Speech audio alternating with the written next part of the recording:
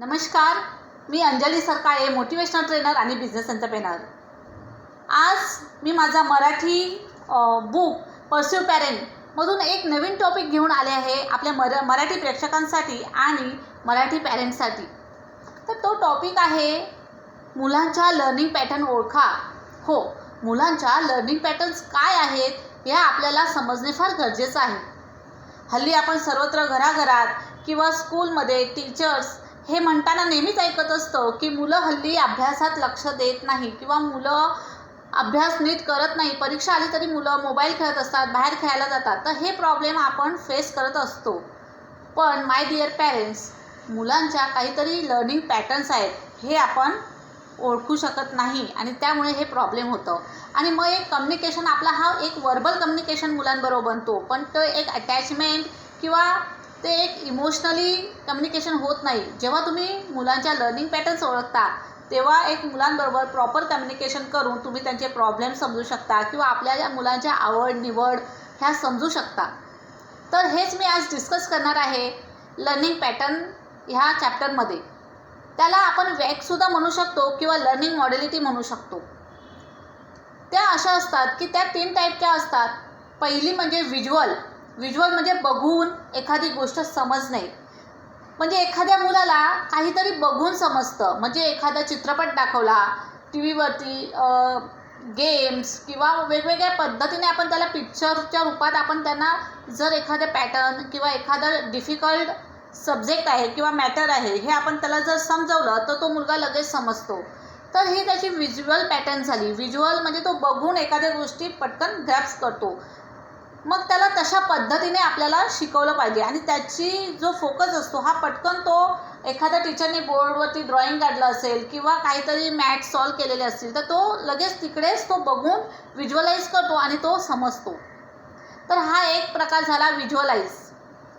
दुसरा आहे auditory means काय, तर ऐकून, आपल्याला ऐकून समजणं. खूप मुलं बघा म्युझिक किंवा गाणी ही सहज एकदा ऐकल्यानंतर लगेच लक्षात ठेवतात. जसं माझा एक छोटा मुलगा आहे, त्याला पोएम एकदा शिकवली जाते वर्गात, मोठा पेजभर पोएम असते, तो एकदाच ऐकून येतो आणि ती कायम लक्षात ठेवतो. फर्स्ट सेकंड थर्डची एक्झाम तो पोएम तो आजही बोलतो. म्हणजे हे त्याला ऐकून काही गोष्टी लर्न होतात. तर त्याला आपण ऑडिटरी म्हणतो. ही एक त्याची लर्निंग पॅटर्न झाली.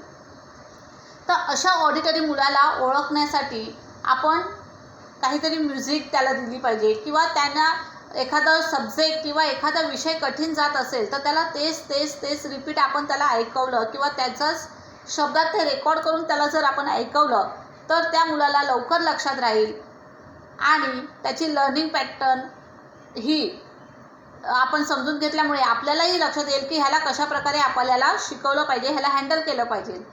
थर्ड आहे कायनेस्थेटिक मुलं ही फार भावूक असतात, इमोशनली असतात. म्हणजे ह्यांना कुठलीही गोष्ट स्पर्शाने कळते किंवा इमोशनली आपण जर त्यांना सांगितलं तरच समजते. अदरवाईज त्यांना तुम्ही किती ओरडून बोला, किती काही बोला, ते ऐकून न ऐकल्यासारखं करतात. कितीतरी मुलं आपण जर बघितली तर आई अरे जेवायला बस, अरे अभ्यासाला बस हे सगळं म्हणते, पण ते सगळं त्यांच्या वरून जात असतं. पण हेच कायनेस्थेटिक हे लर्निंग पॅटर्न जर आपण त्यांचं ओळखलं आणि त्यांना म्हटलं अरे बाळा आता अभ्यासाची वेळ झाली आहे, एक्झाम जवळ आलेली आहे, तर तुला थोडंसं आता अभ्यास करावा लागेल, तर तो मुलगा त्या अनुषंगाने ती गोष्ट करायला लागतो. आणि कारण तो त्याचा पॅटर्न असतो, ते त्याचं इनबिल्ड असतं. हे इमोशनल जर आपण त्या मुलाला दिलं तर ते पॉसिबल आहे. अशी बरीच मुलं असतात की त्यांना आपण नुसतं बोलून ऐकून काहीच कळत नाही. तर अशा मुलांना तुम्ही फक्त मायेने जवळ घ्या, त्यांना इमोशनली एक डोक्यावरून हात फिरवून त्यांना ते गोष्टी समजावून सांगा, तर ही मुलं नक्कीच समजतील. तर अशा ह्या 3 लर्निंग पॅटर्न आहे, व्हिज्युअल, ऑडिटरी आणि कायनेस्थेटिक. तर ह्या नक्कीच तुम्ही जास्तीत जास्त जाणून घ्या काय आहे आणि प्रत्येक पॅरेंट्सने आपल्या मुलांना ओळखण्याचा प्रयत्न करा. त्यांची आवड, त्यांचं इंटरेस्ट हे जाणण्याचा प्रयत्न करून त्यांचं लर्निंग पॅटर्न जाणून घ्या आणि त्याप्रमाणे त्यांच्याबरोबर वागा. Thank you very much.